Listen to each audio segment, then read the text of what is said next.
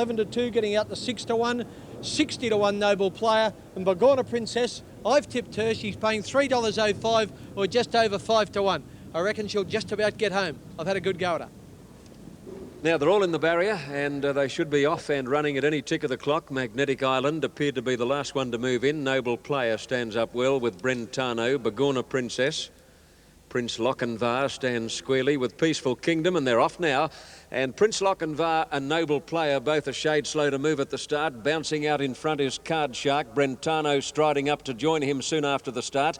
Prince Lochinvar quickly scooting between horses to move to third, followed by Magnetic Island, Peaceful Kingdom, Bagorna Princess, and last is Noble Player. Over that first crossing, nobody's keen to lead, and Brentano's rider reluctantly let that horse stride to the front, led by a little more than 2 lengths on Prince Lochinvar. In third place, Magnetic Island pulling double, and then Card Shark, Peaceful Kingdom on the outside of Bagorna Princess, and a length away last is Noble Player. To the back, and Brentano at the 1400 mark increased his lead to 4 lengths on Prince Lochinvar. 3 to Magnetic Island, a half to Card Shark, 3 to Peaceful Kingdom, a neck to Bagorna Princess, and a length and a quarter last Noble Player.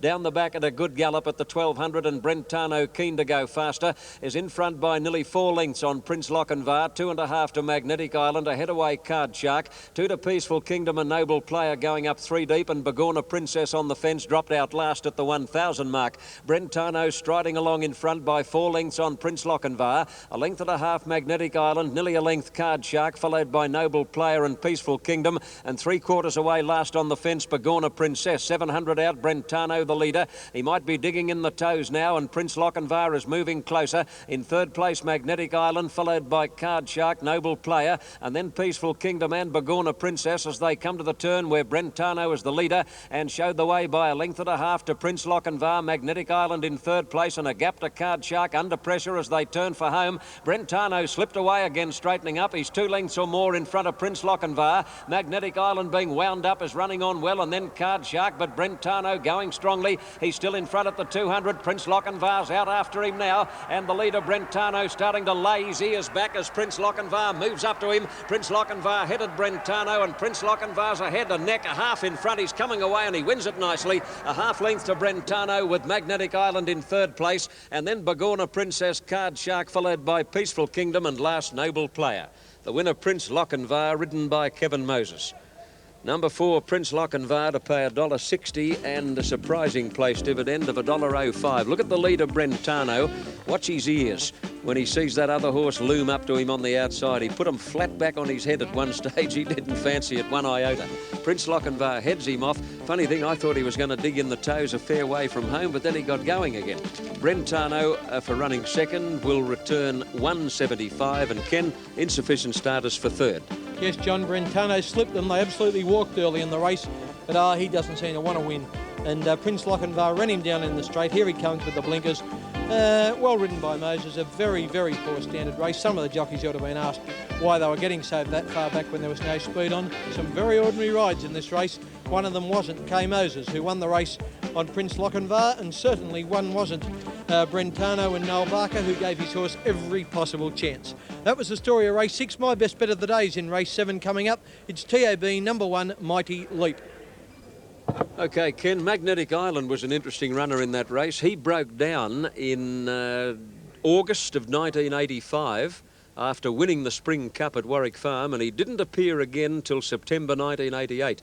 He was off the scene for almost 3 years. He's now a 7-year-old stallion, and he's had 2 runs back after that long absence, or 3 actually, 3 runs back, and that was a very good performance today. So he might be a horse who's going to stage a miracle comeback by winning a couple of races after a 3-year absence from the track.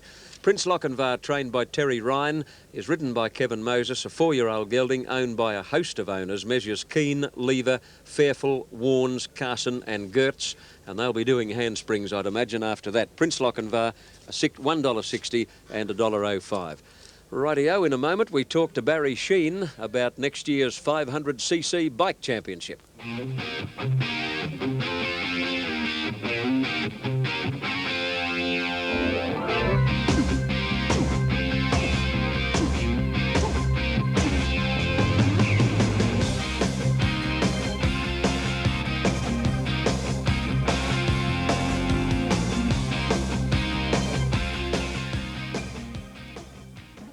to Melbourne Cup on Gurner's Lane with a rails run, Mick, that you may not even have dared dream about. No, I'd like to get it again on Tuesday. Keith, it'd be very nice.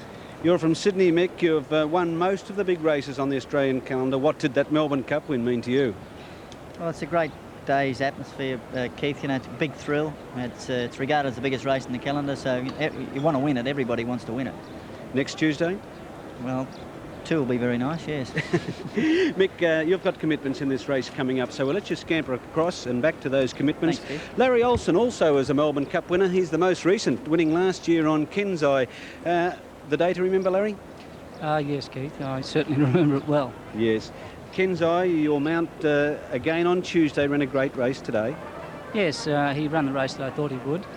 Yes, he's been trained perfectly for the race, and I couldn't be happy with him. The last horse to win back-to-back Melbourne Cups was Think Big. It's not an easy task. Is Kensai up to it?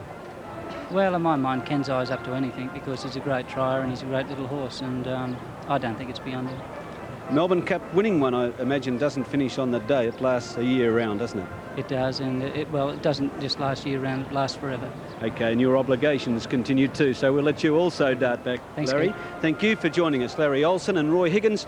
There are 5 of us up here and 5 Melbourne Cups between us, but Roy won 2. Roy, red-handed, you're first? No, light fingers. Light Kate. fingers are first? They're 65, 67. They're still in black and white. Right, and I suppose no greater thrill for a jockey? No, it's the pinnacle of a jockey's career. I think every kid, when you first start off in racing, you aim it and hope for one day to ride in Melbourne Cup, let alone the hope of winning it. And if you're lucky to achieve that, it's an enormous thrill. Right, and quickly, Bob Skelton, who as a kid, I suppose, used to tune into the Melbourne Cups back home in New Zealand. Yes, I think going back when I was 15, I can recall the dead heat that time, or near dead heat, between the 2 very good horses, but never dreamt that one day I would win a Melbourne Cup. Well, in 1976, the mud and the slush of Flemington couldn't hide your big smile when you returned to scale on Vanderham, Bob. Well, that is so right. I mean, to win a Melbourne Cup, it's every jockey's dream. It's an ambition. It's something that you dream about, and very rarely happens. And in '76 that year, that was my greatest thrill. Bob Skelton, Roy Higgins, Larry Olsen and Mick Dittman, who will be here Tuesday. Indeed, and it must be the thrill of your life if you're a jockey to boot home a winner past that post in the Melbourne Cup. And of course, favourites have won the Cup this century, and for over a century, on that first Tuesday in November, we have flocked to Flemington. To win or lose, we come to watch and cheer our heroes, our champions and our sentimental favourites like Farlap, Gunsynd, Kingston Town and Kiwi. And the Cup has created its own record makers. The king of the Cup, Bart Cummings, with 7 Melbourne Cup winners. And Harry Bamber, the only breeder, owner-trainer ever to win a Cup. And jockeys like Ozzie Phillips, who in '36 came from last to win on Wotan at 100 to 1. Bobby Lewis and Harry White with 4 wins apiece, and father and son Bill and Peter Cook, who both rode to victory. The horses like Archer, the first Cup winner in 1861, who went on to repeat the win in 1862 and was later joined by Peter Pan, Rain Lover and Think Big as the only horses to be dual Cup winners. And the all-time great Carbine, who won against a record field in record time, carrying an incredible 10 stone 5 pounds, the heaviest weight in Cup history. The Melbourne Cup is a handicap race where the battler can win against the odds, and for us, the excitement, the emotion, the heartache and the glory, it all comes together for one day on that first Tuesday in November. a couple of days away, and after that McKinnon Stakes and the run of Empire Rose, she has to be a very, very warm favourite indeed to win the Melbourne Cup for 1988. We'll take a break, back with more of Derby Day right after these.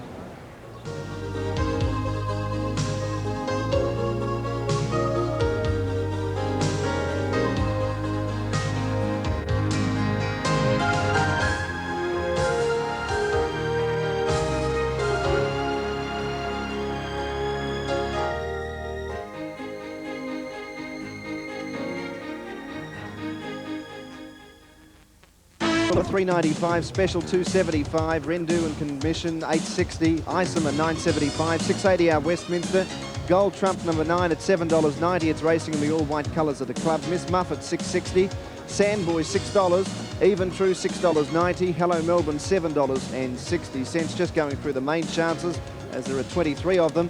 We go over the page to 19, Torello 25, Breakfast Creek 11.20, given a chance, and Melody Hit Molokai Prince down the bottom. Even True in this race is wearing a black cap to distinguish colours worn by Testimony, who's not a stablemate, but coincidentally they do wear the same colours. Eddie Maguire is at the barrier, Graham Kelly's tip, and the race is My Arctic Wolf. Straight 6 charge of the Gadsden. You'll see the light flash on the right-hand side of the starting stalls. There it is, ready for the Gadsden, 1,200 metres. Stand well and they're off and racing. Our Westminster was a little bit slow with Miss Muffet. Sandboy got out pretty quickly, so did Plumshaw towards the outside.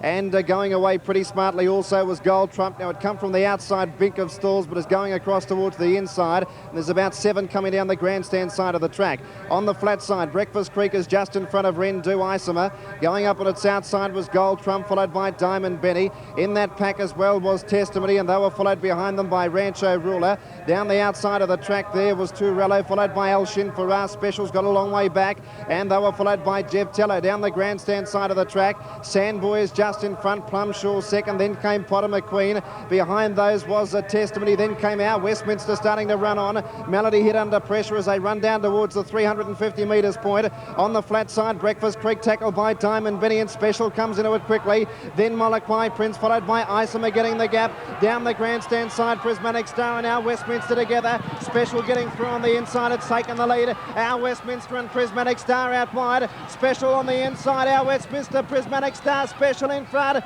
getting close to the post. It might have just won it. Special from Prismatic Star and our Westminster. A brilliant finish in the Gadsden Stakes. Molokai Prince close up. Then My Arctic Wolf, followed by Targlish, Breakfast Creek, Isoma. Even True, followed in by Hello Melbourne, Gold Trump, El Shin Farrar, Turello. Plumshaw, Melody Hit behind those, Potter McQueen. Well back in the field, Diamond Betty, Miss Muffet. And near the last two to finish was Sandboy with Jeff Tello. Well, it's very close, Danny. I'm going to agree with you that it is very close. They've got a line mode across the track there. You can see it. And it does look, I suppose, there that Special's won by a half head. But by Jove, it's pretty close. I know that's only a camera. It's not. She's won it. Number 2's got it. Very close. On the outside is Prismatic Star, and also our Westminster, and over on the fence is Breakfast Creek. But Special, the blinkers did the trick. The money also spoke all languages. And they've broken 110 Des for the 1200, which is a great time. Great, isn't it? Been a big year for Special. She won the Newmarket and now the Gadsden, so the 2 biggest sprint races. And she's pregnant into the bargain. Exactly. She'll. That's the end of her racing career. I think that was her last race today, unless they back her up in the Linlithgow. She goes to the front. She's got the inside horses beaten. Yes. Breakfast Star tried to go with her, but Special is something special, and she was able to go away there and do the right thing. And on the outside, Prismatic Stars got second now, Westminster, and then in the centre there's Molokai Prince, I think, by the look of it, and Breakfast Stars got 5th. But a very good, there's Colin Hayes coming down with David Coles, down into the winner's circle once again. Very happy trainer indeed, because Special has broken the $1 million barrier, and I'm sure that's what he wanted to do before she went to stud. Of course, she's already in foal to the sire Bluebird. It's 2, 14 and 8 of the minor placings, 2, 14 and 8. We'll take a break and come back live to Flemington.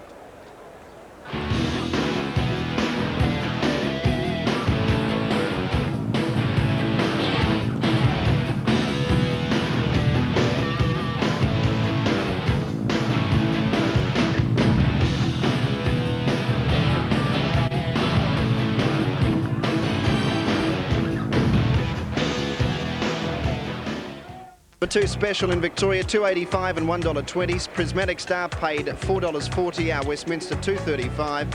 The Daily Double $34.15. The Quadrella $353. Quinella Trifecta Double to come. So that's the running of the Gadsden. There's one more to go on Derby Day. That's the Dalgety, the only other race that can have some significance towards the Melbourne Cup, Tim. Yes, indeed, and we've seen a lot of significant runs today, not the least of which, of course, the run of Empire Rose in the McKinnon. Well, Tuesday's the day. The whole nation stops. The parties are on. The sweeps are taken. The champagne's drunk for the Melbourne Cup. They call this man the Cup's King. I don't think it sits too well with him. As Bruce mentioned earlier, he's a pretty laconic... Archer.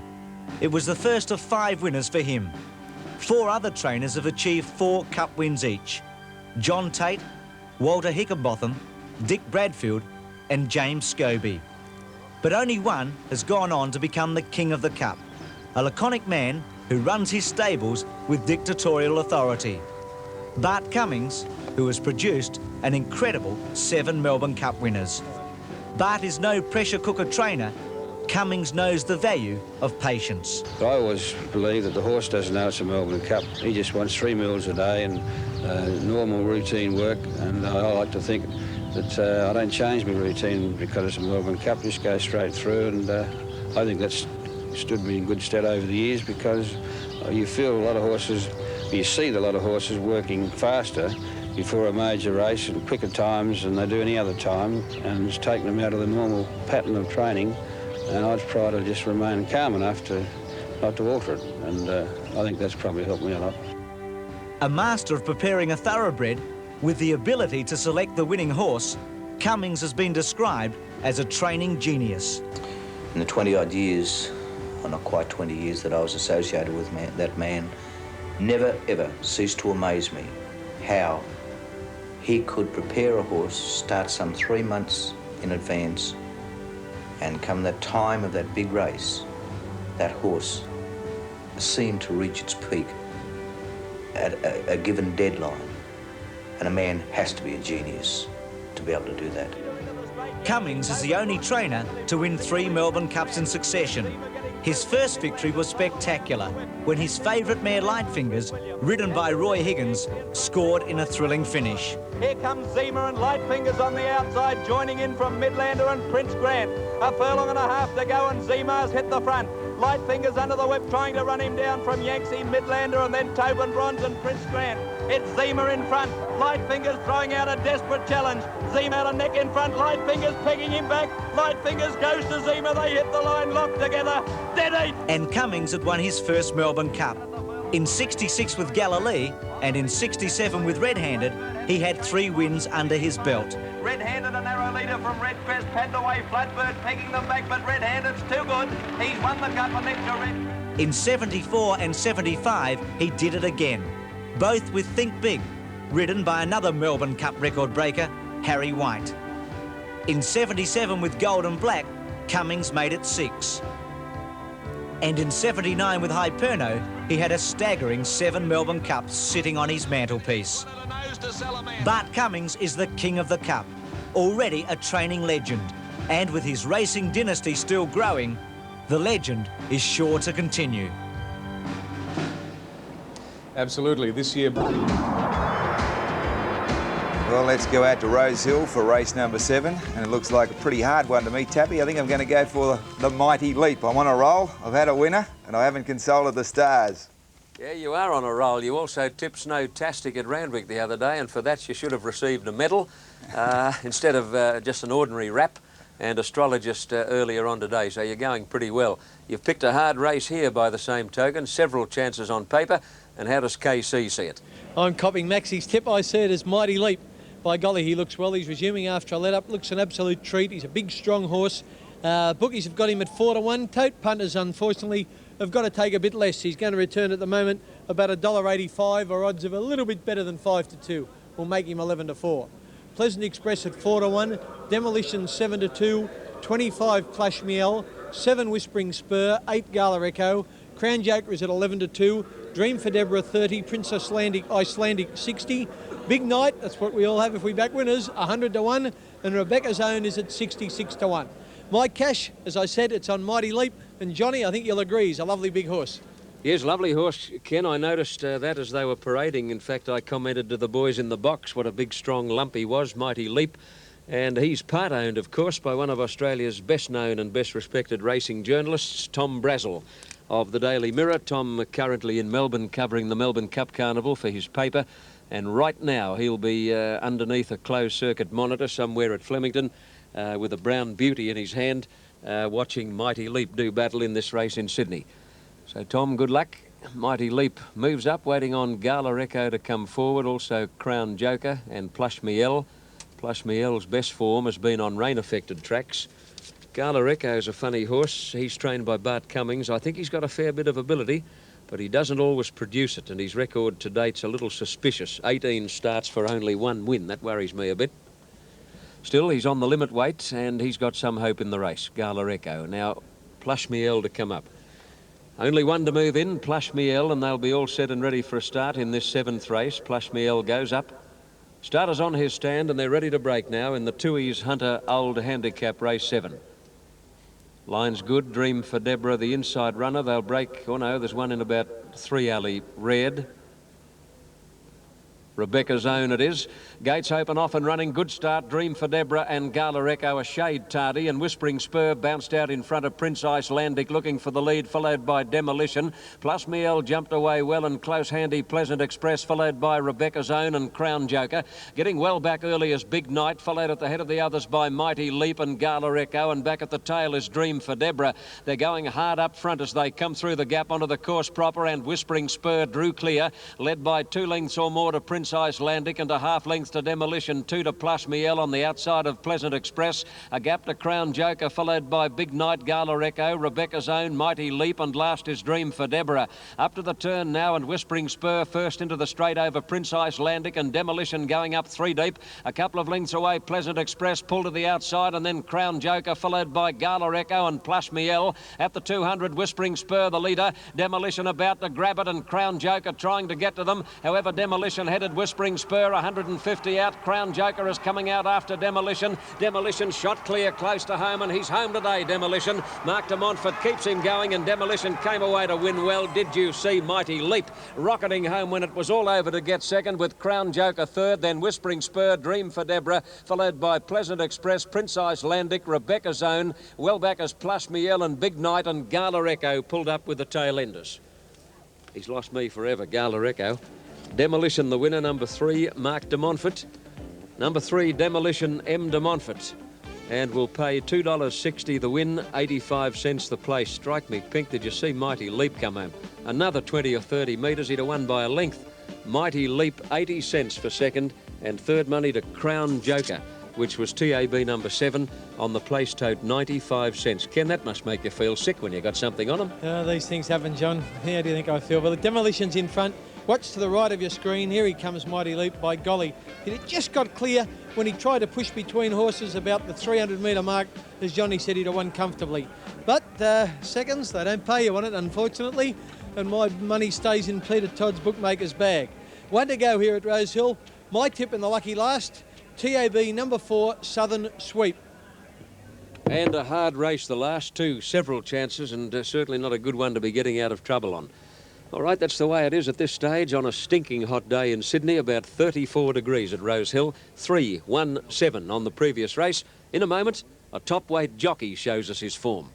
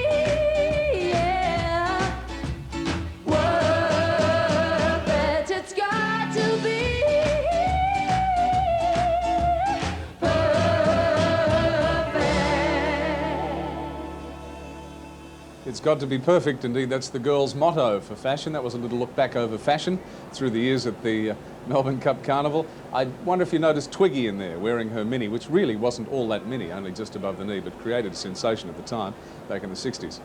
Well, as a reporter, Les Carter. Metres. The total prize money of $126,000. First prize, $81,000, $250.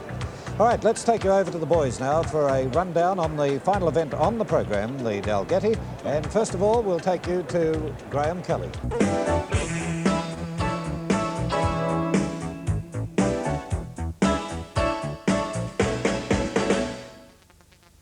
Hey, Punter's got a lot back on special in the last. Let's join Bob Mormel for an update in the ring on the last event here, the Dalgety. Oh, Bruce, special hurt the bookmakers. Special really hurt them, Bruce. And this, if Congressman or Boca Tower wins this one, they will suffer. They've got Congressman favourite, Boca Tower second favourite, Banderole, the New Zealander that's running in the Cup. No money for him. The punters want to have a look at him. A little bit for Terrific. Let's go and see Congressman get over the line for the punters who are cheering for him. Bob Mormel has done such a great job. Today they're set for the Dalgety. 13 of these horses running in the Cup. Racing, away they go. Gesualdo a bit slow to begin. Bound to Rain and the All White got away all right with Copper Tonic and Search. And Roman Gunner hard ridden early from the outside with the red cap to cross the field and lead. Centos fourth, then Boca Tower. Terrific behind those horses. Last of all on settling is Banderole, the New Zealander. Gesualdo up in front of it with Link the Leopard, Superior Way and Bronze Knight. Real go for the lead early. Bound to Rain from New Zealand and Roman Gunner led 4 lengths to Search. It's going to be a truly run race. 2 lengths Centos, a half length away Copper Tonic. A length further back then on the outside is Boca Tower and Terrific the centre. A half to Procura Boy. A length further back Congressman has got back today, but he's on the rail. 1 further back Grosvenor Square from Superior Way. Bronze Knight, Gesualdo pulling. A half length the Leopard and a length and a half Banderole. So Banderole is last and Bound to Rain's out in front, the other New Zealander. And the 9-year-old leads by 6 lengths at the 1600. Roman Gunner second, 4 lengths to Search, and then came on its outside Boca Tower. A length and a half away, Copper Tonic tucked away inside, Centos, Terrific. Procura Boy travelling wide on the outside and on the fence, Congressman. 1 away, Grosvenor Square as this leader's got further in front. A length Superior Way, Bronze Knight, Gesualdo, a half to length the Leopard and a length away, Banderole. Well, Bound to Rain must lead by 20 lengths as they go past the 1200. In second placing, Roman Gunner, a length and a half, Boca Tower. A neck away Search, 2 to Centos, a half length away, Copper Tonic, a length and a half, Procura Boy. Terrific tucked away on the fence. Congressman comes off the rail. Grosvenor Square now 3 deep. 3 to Bronze Knight, Superior Way, Gesualdo, length the Leopard, and 4 lengths Banderole last. Bound to Rain leads as they go up to the 800. About 8 or 10 lengths to Roman Gunner and Boca Tower, the stablemate. A length away Centos, then Search, a length Procura Boy. Here's Gesualdo. Behind those horses, Terrific going well and getting a rails run. Grosvenor Square, Congressman. Copper Tonic lost his posse a bit. Link the Leopard, Bronze Knight. Second last, Superior Way and Banderole last. Into the straight and the Dalgety. 500 out, Bound to Rain. 3 lengths, Roman Gunner. Terrific gets up on the rail. Boca Tower, Centos. Then Search, Procura Boy, Gesualdo. Congressman trying to thread his way through with Copper Tonic and Banderole going through behind them and Bronze Knight. Great finish, Boca Tower tackled by Centos. Out wide a Search, Banderole trying to get through and Terrific.